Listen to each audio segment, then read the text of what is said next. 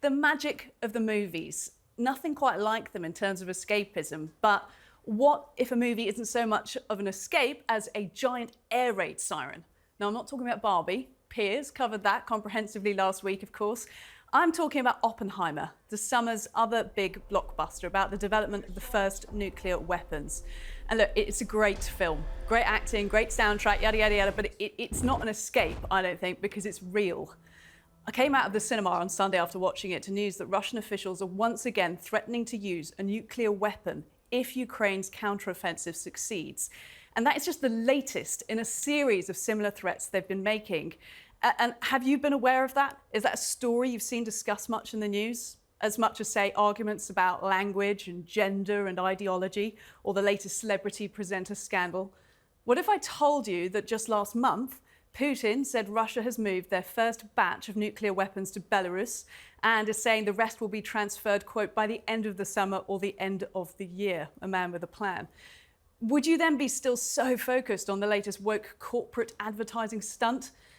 This is actually an information warfare tactic that is favoured by the Kremlin, provoking hysteria and culture war debate in other countries to sow division and confusion. You could actually call it a weapon of mass distraction.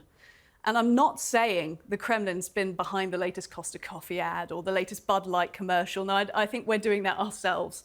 I'm also not saying that issues of ideology shouldn't be carefully debated in our societies. But I am saying that we need to get some perspective and spot when our eye is dangerously off the ball.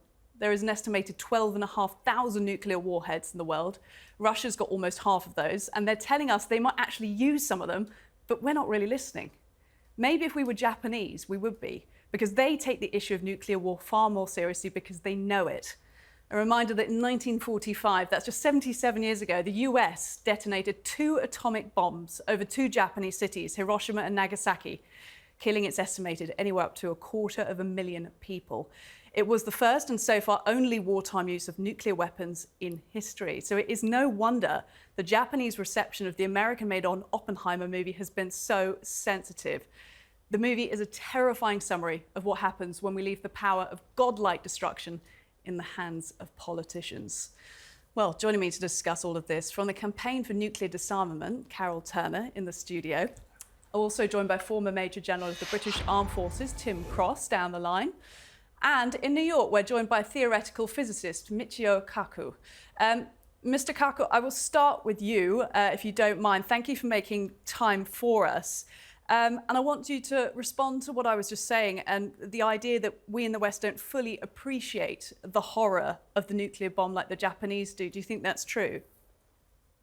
I think there's a danger that people in the West may trivialize nuclear war.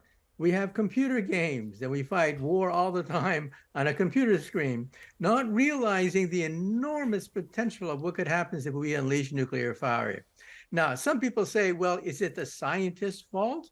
Well, realize that back in the 1930s, it was widely believed that Nazi Germany was ahead of us in terms of developing the nuclear weapons. The greatest atomic scientist of our time, Werner Heisenberg, was in charge of the Nazi atomic bomb project. So naturally, Einstein would write a letter to the President Roosevelt saying that we have to start our own atomic bomb project because, well, the Germans are ahead, and who wants a Nazi atomic bomb? But after the war, it became obvious that we had overkill. We had more than enough nuclear weapons to fight any adversary. Right now, we have on the order of 30,000 nuclear weapons, enough to destroy all life on the planet Earth. And so we have to realize the consequences of our decisions made way back in the 1930s. Back then, was it justified to build the atomic bomb? I think so. But to carry on the war after World War II, to create 30,000 tactical and hydrogen bombs, I think was unforgivable. You're a physicist. Talk to me a little bit about your connection with nuclear technology and the journey you've been on, because you've now backed disarmament groups, if I'm correct in thinking. That's correct. Many of my professors were the ones who built the atomic bomb. Philip Morrison, for example, at MIT, once confided to me that it was his job to assemble piece by piece much of the Nagasaki bomb with his bare hands. There was no manual. There's no book to put together a Nagasaki bomb in those days. He did it with his bare hands. And of course, he justified dropping the atomic bomb on Japan. He said it helped to win the war. But afterwards, he became anti-nuclear. Now, when I was in high school, I was chosen by an atomic scientist to work on these things, Edward Teller. Edward Teller was my mentor throughout my high school and college years. He was the one who pushed forth the hydrogen bomb, a bomb that is 1,000 times more powerful than a puny Hiroshima bomb. And he was the one who helped to build the arsenal and went head to head with the Soviet Union. And so you begin to realize there was a split in the scientific community. Many scientists would privately believe in the work of Oppenheimer, who had doubts about this nuclear proliferation, but the Pentagon was gung-ho in terms of grabbing at every single nuclear straw they could get their hands on. Thank you for giving us that context. Let's cross now to our other guests joining this conversation. Coming to you, Tim, also joining us down the line. And I brought up the recent Russian threat. It's not the first, and it's certainly probably not going to be the last, unfortunately. As a military man, how concerned are you by the recent Russia threat? And do you think the public is paying enough attention? I don't think we're paying enough attention, the public in the round. It is a serious threat. I think it's pretty improbable, but nonetheless, it is possible. And we need to remember that, well, mostly when we talk about nuclear weapons, we talk about strategic nuclear exchange, what we used to call in the Cold War days, mutually assured destruction. And those numbers that the professor were talking about were very much a part of that. And the huge numbers that we had in place at the time. There have since been strategic arms limitation talks, but those have broken down recently. But the other end of the spectrum is tactical nuclear weapons. And these are small, relatively small nuclear weapons that can be fired from artillery and rockets and indeed dropped from airplanes and so forth. And they have an effect on a battlefield rather than taking out major cities and so forth, with strategic nuclear exchange we would be talking about. These are battlefield weapons that will destroy large numbers of people over a relatively small area, but nonetheless a significant area. And Putin's threat to use them is linked to the fact that he's not winning the conventional war in Ukraine. He's worried, I think, about losing the provinces that he's gained so far. And the key issue, the one that I think most psychologically is important to him, is the Crimea. If Ukraine looked like they were going to retake the Crimea, which from a Russian perspective, and I don't agree with it, but nonetheless, we need to understand the Russian perspective here. The Russian perspective is that Crimea is part of Russia. And therefore, if they were to lose Crimea, and things were turning really bad, and the conventional war was not going well, then it is possible that Putin could order the use of tactical nuclear weapons. Now, would his generals carry that out? What's the chain of command? I mean, I know a little bit about it, but the chain of command to actually fire these weapons, how robust is that, is another issue altogether. And as you say, Tim, it's sort of almost a concession at this point that there is a counteroffensive that is some way to succeeding. Look, I want to come and bring Carol into this conversation now. She's been sitting in the studio listening to this. Strategic nuclear exchange, or mutually assured destruction, as we talked about in the past. When you hear the argument for it, we're currently at war. What do you say to the public that, to convince them that we don't need nuclear weapons? I say, first of all, that these so-called small tactical nuclear weapons are many, many times more powerful than the atom bomb dropped on Hiroshima or Nagasaki, and therefore don't be fooled by the terminology. These are being developed by the United States and by other countries. The war in Ukraine is actually a confrontation between two nuclear powers. Russia on the one hand, NATO with the nuclear armory of the USA behind it on the other. So let us not talk about continuing the war, which is 99% of information, I would say propaganda, that we get on British television and across Western Europe. In fact, there is an incredible danger of the war spiraling out of hand. The latest information which most British people have not been made aware of is that US nuclear weapons are coming to Britain as part of the NATO forces in Europe. They're going to be stationed in Lakenheath, which is about 70 miles northeast of the capital in Suffolk.